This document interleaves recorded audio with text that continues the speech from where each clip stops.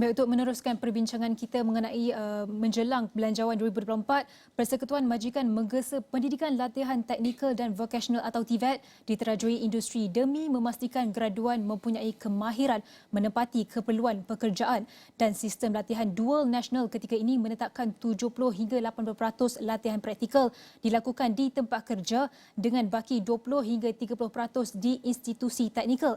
Dan untuk berbincang lanjut, sudah bersedia bersama kami di dalam studio ialah Muhammad Rizan Hassan, Setiausaha Agung Pertubuhan Kebangsaan Pekerja Berkemahiran. Selamat pagi, Rizan. Selamat pagi. Okey, terima kasih kerana bersama dengan Niaga Awal ni. Pertama sekali kita nak tahu bagaimana realitinya TVET di Malaysia ini dan keperluan 70, 30 ataupun 80, 20% ini. Bagaimana kalau kita menetapkan peratusan itu, boleh kita tengok dengan situasi TVET semasa kita, dan bagaimana untuk kita sediakan graduan ini dengan pekerjaan yang sedia ada. Senario TVET di negara kita sejak 12 bulan kebelakangan ini agak semakin rancak, dan pada setiap hari dan setiap minggu saya rasa media banyak melaporkan tentang perkembangan TVET ini, dan juga pelbagai inisiatif kerajaan, jabatan kerajaan negeri dan juga pihak industri sendiri juga memainkan peranan yang cukup besar tentang TVET. Bagaimanapun kalau di lapangan ini kita dapati suasana ataupun saranan kerajaan itu belum begitu dirasai oleh kumpulan-kumpulan yang disasarkan di bawah. Dalam konteks ini, kumpulan yang terbesar adalah kumpulan belia, dan dari kumpulan belia itu sendiri terpecah kepada beberapa kumpulan kecil, seperti kumpulan belia NEET, not in employment, not in education and not in training, kumpulan keciciran, kumpulan belia OKU dan sebagainya. Jadi segmen-segmen ini tidak disentuh secara bersasar kerana TVET yang diilhamkan dan juga ditawarkan bersifat terlalu general. Sedangkan yang nak menyambut TVET di bawah ini adalah kumpulan-kumpulan yang perlu disantuni dengan pendekatan yang berbeza dan juga inisiatif yang berbeza. Sebab itu kita lihat antara program-program yang dilihat mendapat diberi perhatian oleh kerajaan seperti Akademi in Industri, SLDN, dan juga beberapa program-program transisi pekerjaan perkeso. Dia tidak begitu dekat dengan kumpulan sasar. Ini disebabkan kefahaman tentang inisiatif ini. Sebab itu kalau senario ini kita biarkan berterusan hari demi hari, bulan demi bulan, kita bimbang hasrat kerajaan dalam NIMP 2030, 7 tahun saja, tak lama sebenarnya itu, sedikit sebanyak akan memberi kesan yang tidak begitu, merasakan impak yang tidak begitu baik. Jadi bagaimana, apakah bentuk sandaran sebenarnya TVET kita ini? Kerana di lapangan sebenarnya terlalu banyak mazhab TVET yang diberikan ataupun dilihat oleh masyarakat. Sebab itu pentingnya macam Persekutuan Majikan mencadangkan bahawa TVET sebenarnya perlu diterajui sepenuhnya oleh industri. Namun sejauh mana pula industri mempunyai semangat nasionalisme yang tinggi untuk berpartisipasi dalam memastikan bahawa mereka benar-benar bersedia. Industri yang bagaimana yang benar-benar bersedia untuk melaksanakan TVET industri ini. Sebab itu prosesnya agak panjang sebenarnya. Namun kalau kita tidak memulakan langkah yang pertama, sudah pasti tidak ada langkah-langkah yang seterusnya.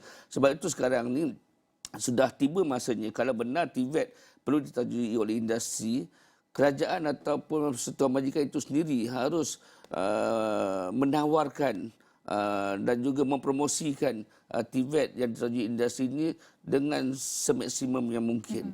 Kalau tidak, masyarakat masih dilihat institusi latihan ataupun institusi pendidikan yang menawarkan TVET itu adalah akses segala-galanya. Sedangkan kita juga memerlukan kepelbagaian akses.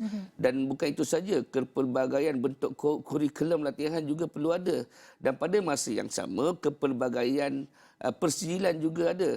Kalau hari ini kita tengok hanya bersandarkan kepada satu atau persijilan nasional saja, tanpa mengambil kira persijilan profesional daripada industri, juga tidak akan memberi impak yang cepat ataupun impak yang baik. Sebab itu bagi saya harapan kalau bercakap tentang Belanjawan 2024, kita berharapkan akan ada akses latihan, akses kurikulum yang kepelbagaian dan juga akses persijilan. Dan tiga ini kalau dapat digerakkan, saya rasa pelbagai bentuk TVET yang menyantuni kumpulan asasa itu dapat dilihat dengan lebih jelas. Dan bercakap mengenai TVET ni juga, kita ada antara saluran-saluran lain daripada segi kolej kemahiran, kita ada juga politeknik dan sebagainya. Mereka juga perlukan, mereka juga bagi khidmat seperti semua khidmat pendidikan-pendidikan yang disebutkan tadi.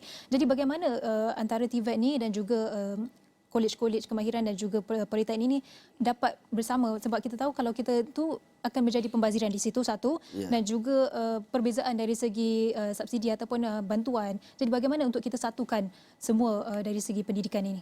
Di Malaysia ni, kalau bercakap tentang TVET, ada program yang bersifat yang diberi pembiayaan berbentuk beasiswa ataupun geran tertentu. Ada juga yang diberikan dalam bentuk pembiayaan pinjaman. Okey.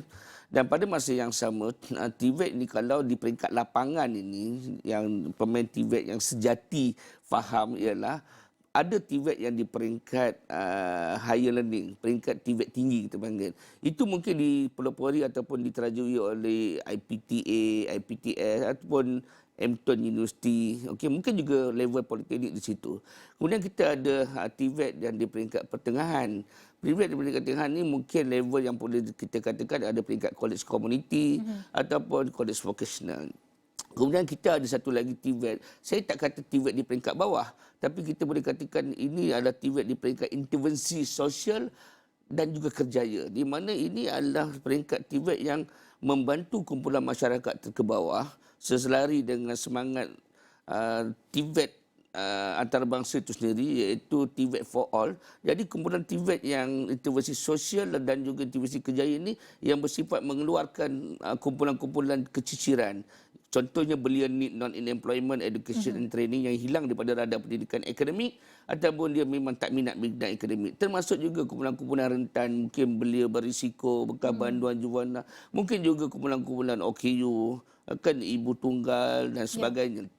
Jadi kumpulan ini mungkin dia boleh memasuki institusi latihan kemahiran yang di bawah Jabatan Pembangunan Kemahiran. Kita ada beribu pusat latihan. Sebab itu pengkelasan itu penting supaya inisiatif itu disihat lebih jelas. Sebagai contoh, kalau kita nak cakap tentang NMP 2030 dengan gaji yang tinggi, jawatan yang tinggi, teknologi yang tinggi, mungkin kumpulan TVET yang intervensi sosial kerja ini dia tidak sesuai. Mungkin sudah tiba masanya TVET tinggi itu mendapat saluran bekalan tenaga pelajar, bekalan pelajar yang masuki aliran tersebut daripada peringkat sekolah berasrama penuh, contohnya sekolah integrasi ataupun sekolah MRSM contohnya, yang mana TVET tidak lagi dilihat hanya di peringkat tinggi, tapi diturunkan kepada kumpulan-kumpulan yang berfokuskan kepada pendidikan sains, teknologi dan matematik STEM contohnya. Kan perlu juga di TVET kan, supaya kumpulan ini boleh masuk ke pengajian tinggi TVET. Jadi kalau kita mengharapkan TVET tinggi itu datang mendapat bekalan bakal pelajar daripada kolej community, kolej vocational, itu agak lambat. Dan mungkin level mereka tidak sampai ke tahap itu. Okey, sebab itu daripada awal lagi kami memberi pandangan bahawa pengkelasan TVET itu harus ada. Dan bila ada pengkelasan, bantuan sama ada subsidi, geran ataupun bantuan pinjaman juga dapat dilihat dengan lebih jelas. Antara inisiatif macam AII, SLDN ini adalah satu inisiatif yang bagus. Tetapi kalau masih lagi menggunakan pendekatan atau sistem yang 20 tahun dulu, mungkin sudah tidak relevan lagi. Sebab itu saya katakan kalau inisiatif ini kita diberi nafas baru, gerakan cara kerja yang baru, kerana teknologi juga telah mengubah cara bekerja dan sebagainya. Kan soal tentang persijilan dan sebagainya ini adalah benda-benda yang perlu ada pembaharuan. Kita tidak boleh terlalu berbangga dengan satu persijilan untuk semua. Tetapi kita kalau nak diterajui oleh industri, kita perlu memberi peluang kepada industri untuk memilih kurikulum yang bagaimana. Okey, persijilan yang bagaimana dan pengambilan peserta yang bagaimana, supaya inisiatif ini dapat diterima oleh semua kumpulan asasa. Jadi pada pendapat Rizan sendiri, adakah seperti college vocational dan juga politeknik ini perlu disatukan dalam dalam usaha TVET atau bagaimana, sebab kita tahu kita bergerak laju sekarang, terutama dalam IR 4.0 ni teknologi bergerak dengan laju dengan AI dan sebagainya. So kalau kita kekal dengan menghasilkan ataupun mewujudkan belia yang menjadi teknikal, orang teknik yang mekanik ataupun betulkan aircon sebagai contoh. Jadi mungkin kita perlukan bergerak ataupun transformasi dari segi yang menyeluruh, atau bagaimana, Rizan? Dia ada perkara yang boleh disatukan. Ada perkara yang ada institusi yang boleh disatukan, ada institusi yang harus dikekalkan fungsi dan peranannya, bahkan perlu ditambah baik. Sebagai contoh, fungsi sebagai giat mara yang berada di semua parlimen, yang itu lebih bersifat sebagai TVET community, itu perlu ada.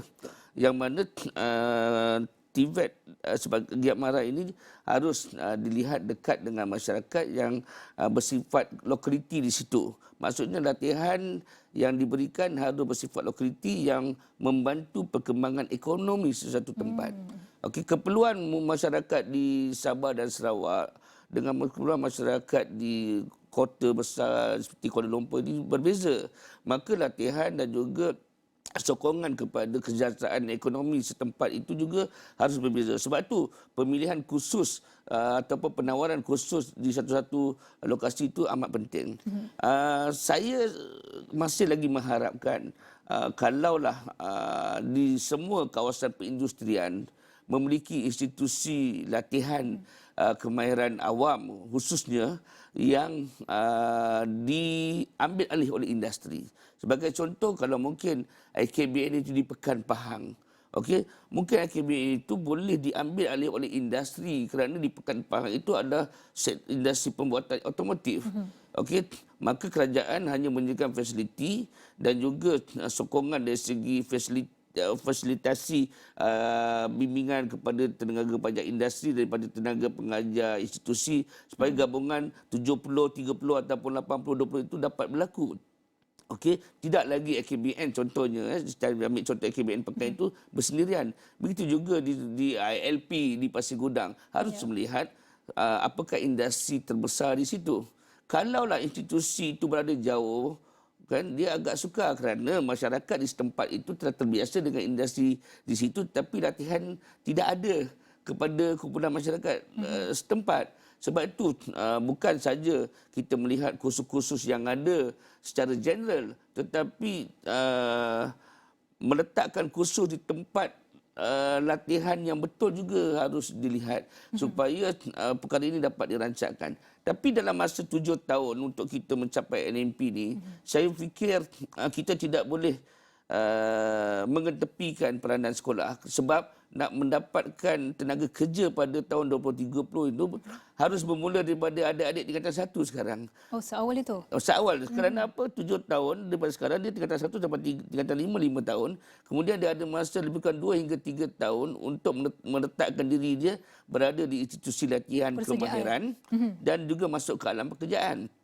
Jadi kalau kita benar-benar serius untuk melihat ini 7 tahun dari sekarang kita berada dalam satu peringkat yang hebat dan terbaik, saya rasa daripada sekolah seawal tingkatan 1 lagi kita harus beri pendedahan tentang TVET. Kalau kita nak bandingkan dengan negara-negara maju yang telah mengadaptasi ataupun memperkasakan latihan TVET ini sendiri seperti Jerman, jurang gaji itu sendiri, kalau kita lihat cadangan untuk di Malaysia ialah paling kurang pun 2,500 hingga ke 3,000.